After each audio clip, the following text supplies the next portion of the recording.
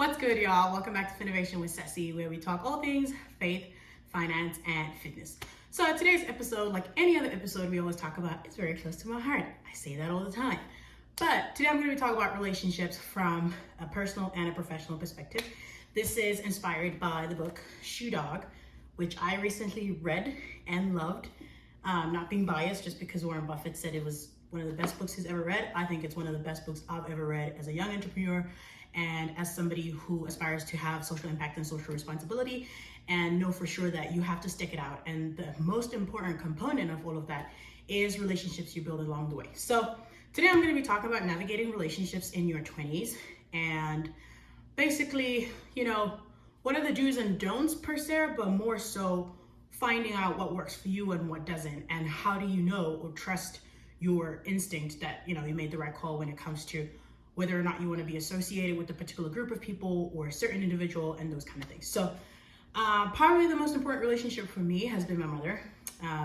So when I was like 12 or 11 years old, I think I was approaching my teens, my mom asked me to be her best friend.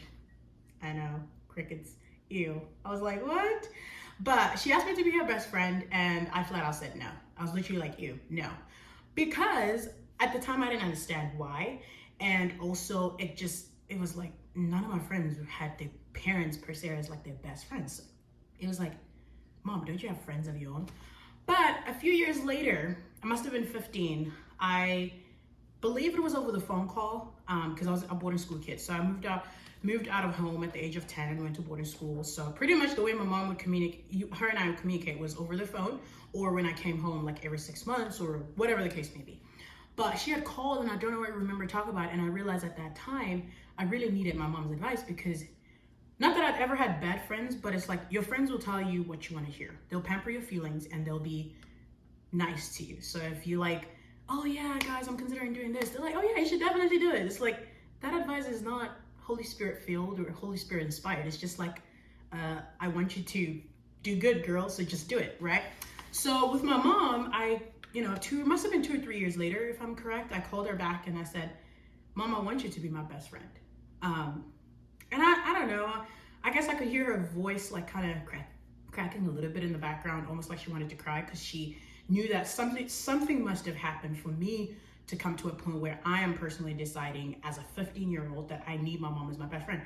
And long story short, it really came down to, I knew that my friends there was nothing at high stakes for them. There was no risk. If I did something bad, it didn't really fall on them. Like, it's just like, oh, your friends are doing this. Like if your friend does something at that age as a teenager, it's not necessarily like, it doesn't ruin your reputation per se. Like teachers don't look at it as, oh, Nicole, Ceci's friend did this, that means Ceci's the same way. No. But as you get older, the group of people you associate yourself with, that starts to rub off because, birds of the same feather flock together. But the thing is, I knew that my mom had a different kind of investment in me. One, she has sent me to boarding school, let me go out of her roof at the age of 10. Like, yeah, she was very invested as a parent, also very invested financially because she had never been or exposed to the resources and opportunities I had been exposed to, right? And there was a lot more at stake for her because a lot of the kids in our village were staying in the village and going to the public schools that weren't really like good schools per se. And with her, it's like, parents would say to her, like, that's a lot of money you're spending on education. What if she doesn't amount to, and at the time, teenage pregnancy was a big thing in South Africa, which it still is. So it's one of those things like, what if she gets pregnant? Like, and, by the time I was 15, 16, a lot of my classmates that were my same age were pregnant or had even 2 kids. So there was a lot of things on the line for her as a parent to just let a child go and trust that the child is going to do right by her and, make her proud and stuff. I knew that if I wanted advice on how to not only please her, but make her proud and honor her, I needed to always go back to her as the drawing board. Like, Mom, how do I do this? How do I navigate this? Like, when in your teenage years, you start to have crushes, and I will be very honest, one time I told my mom about a crush and then him and my mom became friends. And that was the most awkward thing. But I realized that saved me a lot because my mom was aware of the person. We couldn't really do any sneaky things, right? That a lot of my peers were doing because it was like, well, my mom will hold you accountable because she knows what's up, right? So that's another relationship that I think a lot of the times we place a lot of importance on romantic relationships, nothing wrong with that. But today I'm not going to be necessarily talk about romantic relationships. In fact, in another installation, I might talk about romantic relationships. But for today, I'm just going to focus on personal and professional relationships that are far more valuable than anything else. So just going off of that parental relationship being of vital value, I totally understand that not everybody's afforded the same opportunity of having a parent as a best friend, or even having that platform for them to be vulnerable with their parents. So in that sense, I can say I'm definitely blessed, and maybe you are too, in a position where you can talk to your mom about anything, you can talk to your dad about anything. With my dad, it's different though. Growing up, my dad was always like my superhero. I admired my dad, but we weren't really close just because we didn't live in the same place. But as I'm getting older, like, man, if I need business advice, if I need to talk about, something decisive that I need to decide on, even when it comes to romantic relationships, I don't shy away anymore from calling my dad and saying, hey dad, I am in a dilemma. Do you mind? What's your opinion on it? As a guy, as a man, what do you think? And it took a lot of servicing, and I'll talk about that later. But all of these relationships, from professional, personal, romantic, however, all of them have to be serviced. The same way you service your car, the same way you have to check up on it. You have to be diligent. You have to study it, listen to it. If somebody is showing a sign of maybe they're not in a good place to talk about something, maybe then, you got to be attentive. You got to be fully present, right? And sadly, we live in a time and a generation where we're not necessarily fully present. We're either living in the past or living in the future. We're trying to escape, so that a whole idea of escapism. But yeah, so that's the parental side of it, which I value a lot. And actually, there's been times when my mom and I have clashed, not necessarily like a bad thing happened. It's just we've had differing opinions, and I always, because we've cultivated a relationship where I can always tell her, like, Mom, I don't agree with you on that. And maybe she'll tell me, like, she doesn't agree with me on this, and we talk it out, and maybe we'll never agree on it, but at least we can talk about it, Yeah, and then another relationship that I think has been of value to me is the relationship with my siblings. Now, it might be different if you're an only child, or if you did not grow up with your brothers, or if there's, well, I say brothers because I have 4 brothers, okay? So just so you know, I'm very much heavily guarded and protected. But it might be different if you have older siblings and there's a big age gap between you, which is a case for me as well in some instances. So my oldest brother, I believe, is like 37, 38. So there's a big age gap between us. But my brother that I'm closest to, that I even do business with, he is like 25. So looking at that, and remember I said I was a boarding school kid. So we didn't grow up, we didn't go to the same boarding schools. I think my 3 brothers, or all of them, we went to boarding schools, but we didn't go to the same boarding schools or even at the same time. So the cultures as well, if you know anything about South Africa, culturally, boarding schools are very different. Whether you went to an Afrikaans and integrated, or a Dutch, or like an English-centric, or a black boarding school, or an Indian boarding school, or a mixed race boarding school, it's all different. And there's beauty in that. But I noticed that my brother and I weren't really the same in that sense. There were certain things culturally that we did different, we operated different, like any siblings would. But I think as we got older, we came to a place where we realized, one, we had a lot of common interests when it came to what we wanted to do. Some of our goals aligned in terms of our professional careers.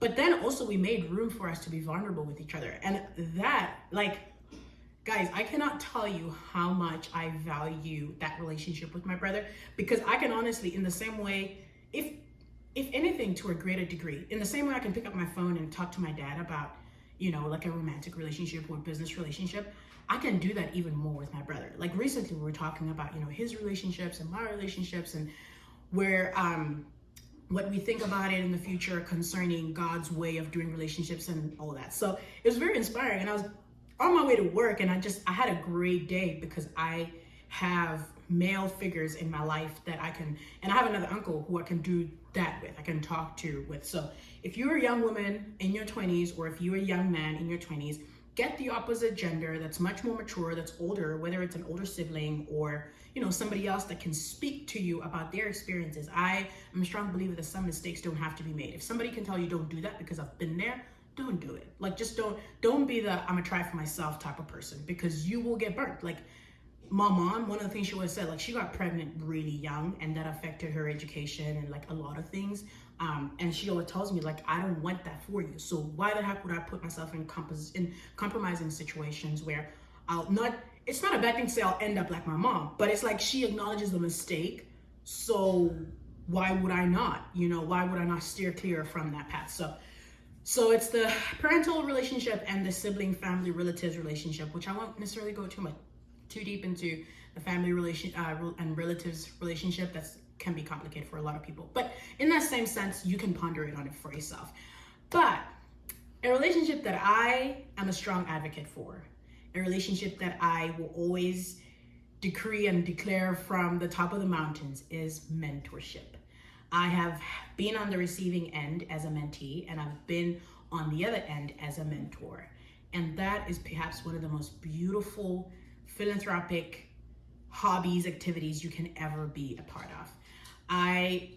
The reason I say this, because I've had mentors in my life that we might not talk to each other every week or meet, but for the most part, I've been intentional as well. And I've been intentional in letting them know that, hey, you are my mentor in this department. And that's another thing. Sometimes you don't have a mentor. Yes, you may have a mentor that you talk all things with. Perfect, great for you. But I'm a strong believer that sometimes you have to have mentors in different places, because not everybody's an expert at everything. You can't be talking to somebody who's in, academia or whatever about advice in aviation or whatever. You get the point, right? So you gotta be able to align your purposes and passions and whatever, and find somebody in that industry that you're like, okay, I can learn from this person. So for me, shout out to my mentors. They know who they are. I have a couple of mentors, one in business, as a young entrepreneur. I have a couple of mentors that I try to meet with at least once a month, if not every other week. Those are the people that speak into my aspirations. Those are the people that I'm not afraid to say, Sesi, this idea sucks, or the way you're pivoting is just not gonna work. They help me direct my entrepreneurial spirit, my entrepreneurial passions, and just kind of help me, get that GPS going in the direct direction that I hope to go in my business career, right? But then I also have mentors for my spiritual life, for my personal life, and in Christianity, we probably call them spiritual mothers, spiritual fathers, whatever you want to say. But basically, in essence, those people are mentors, just in a biblical way, right? And the reason this whole relationships thing came to me, I'll speak more about the book later, but it's also because I realized that for me, I've always been picky when it comes to people that can speak to my life. So the voices that I allow to have an impact. And whenever I meet somebody new, maybe 99% of the time when I meet somebody new and I like them, I always bring it to God. God, is this person a friend, a business partner, a potential spouse, partner, whatever the case may be? Or are they just passing by? Is it seasonal? Is there something we could both benefit from that's just not permanent? It's just, it's just for that time being, and that's okay. It's not to feel bad about it. Friends come and go, acquaintances come and go. But that's one thing for me that has helped me navigate all these risks. And I say this because it is very important that if you do have some sort of source that you go to inquire about making decisions, it's very, very, very important that you include God in that decision making. And maybe in another installment, I'll speak about how God always responds to that question. It's the most fascinating yet beautiful thing. Actually, it's probably going to be another installment when I'll talk about hearing the voice of God. But yeah, so I always just inquire. Sometimes it's immediate. Sometimes I'll just be able to tell based on red flags, green flags, whatever the case may be. And sometimes it takes time. Sometimes it takes time and coming back to God and being like, God, I don't know. Like I need this doesn't feel right. Or it does feel right, but it's like maybe the person is pressuring you into going into business with them or doing a project with them, and maybe something is wrong with the project but not with the person. Maybe you don't align with political views or whatever the case may be. So seek God in that, find out. But another relationship that I think is very important in your 20s is more so your peers. I know that sounds like, well, duh, but the thing is, you can be friends and acquaintances with all your peers or most of your peers, but it doesn't mean that those are the people you need to sought after for advice. And I say this coming back to, why in my 15-year-old, I decided to ask my mom for advice, because a lot of your peers have really experienced some things kind of similar to you. Maybe some are a little further ahead and some are a little further behind, and that's okay. But what you don't want to do is end up in a situation where your whole circle or your advice board of directors or advisors circle is your peers. That's an imbalanced equation right there, because they speaking from a platform or a level of which is similar to yours. Maybe they won't provide you enough experience or feedback based on what they've tried and have tested and have failed or have succeeded, right? Which is where mentorship comes in. It's the people. And I remember one time there's somebody in my life that I'm trying to get them to be my mentor so bad. But I remember when I met them, one of the things they asked me, they said, "What do you want from me? Like, just what do you want?" And my response was, "I want you to be my mentor." Because I realized that them sharing their expertise with me and their experience with me is far more valuable than them giving me a check to fund my business. Like, yes, a check would be great. For you to be an investor in my company would be great, but that's not necessarily what I'm looking for in the long run. In the long run, I'm looking for you to see this through, to walk with me, to guide me through it, And so coming back to the whole your peers thing. So I'm a strong believer that you need to marry wisdom and revelation. Wisdom is from the older generation, and then revelation is this generation. Why? Because we are at a point where we're very futuristic. I not to be offensive to older people, but I think some of them can really dwell in the good old days. You hear them tell stories of the good old days, and then it's like, but where's the excitement in looking ahead? But you realize, there's not really an excitement in looking ahead, because there isn't that far or that long of ahead, right? But there's a lot more that they can impart in you and share with you, which brings me back to I wish. So my grandmother passed 2 years ago, and I woke up. That moment was such a wake up call, because I realized, dang it, there were so many questions I wanted to ask her, but I just didn't know it at the time. And once she was gone, all these questions just started coming all at the same time. And that was a very overwhelming moment for me, almost like I wasn't necessarily, yes, I was grieving her passing and that, but it was more so I was grieving the knowledge she took with her. I was grieving the things, the family history, the family traditions, and the background and everything. And then, to make matters worse, I found out after she had passed that my mom told me my granny couldn't speak for two years in her teenage years, which is absurd because it explains so much of why she was such a quiet, introverted spirit. She didn't like war, she didn't like fights, even though her kids do. So things like that, you start to see once they're revealed, even though you can't ask the person the question, it's like, oh my goodness, now it makes total sense why she was like that, right? So if you are in your 20s and your circle is mostly people that look like you and I, that has to change. You have to find people that are much older, further ahead in the game, whatever the game may be, whether it's sports or whatever industry you in. Find people that have been there before. Find people that have walked that path, because then it'll end up being a situation of their ceiling will be your floor, and they'll just elevate you higher and higher. But if you don't, good luck in getting into certain dreams. And with that said, I don't think I had another relationship to talk about except the romantic relationship, which I will speak about in another installment. Reason being is coming back to this book. So we all know the story of Nike, how this swoosh was like $35 or $50 for the graphic designer that did it. But there's so much more. There is so much more. This book was such a revelation into the startup industry and how relationships are pivotal when it comes to that. Like, y'all, relationships are money. Relationships, I almost want to say they're far more valuable than the dollar and the pound and the rand, whatever currency you use, because relationships are what really gets you into certain rooms and what gets you a meeting or a seat with that particular individual, whatever. It's what breaks down the door for you, Like when I think of certain companies, like the big motor companies, like your Lamborghinis and stuff, you can't just get into the club. You have to be invited by a member of the club. Which to say, if Christianity worked that way, I don't think any of us would get into heaven, because I don't think we preach the gospel enough to even invite enough people, to get in. But that's not what I'm on. What I'm trying to tell you guys is, like, relationships are money. Relationships are a form of currency that is probably more valuable than any other currency.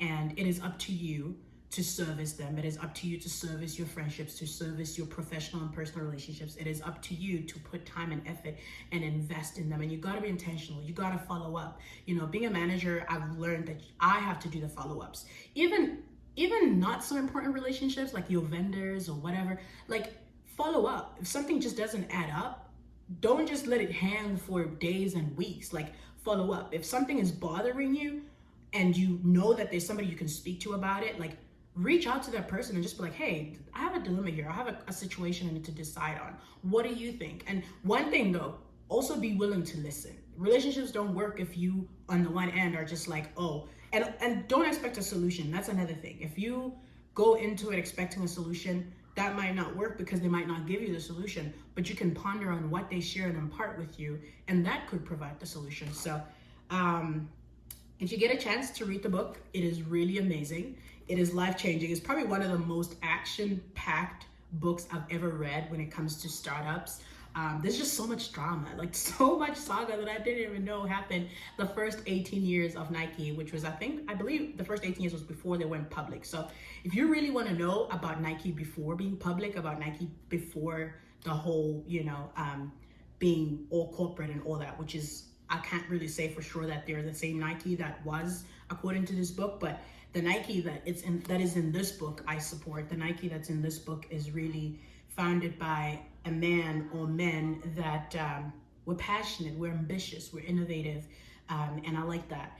And I think there's all kinds of relationships here. There's the romantic relationships, there's the sons and daughters, parent and daughter and son relationship. There is the professional relationships with investors, and we all know that if you're in business, you know there's the donors and the government, especially as you build up and as you grow. So read the book for yourself if you really are trying to figure out whether or not this entrepreneurship thing is for you, and if you can handle the scandals that come with it and the vindications that come with it too. But I really liked it. It's one of the best books I've ever read this year, same as Warren Buffett, but it might change. I'm still to read more. So next time we're gonna catch up. We'll touch on something also very important. Stick around for hearing the voice of God. Apart from that, like, share, and subscribe, and see you next time.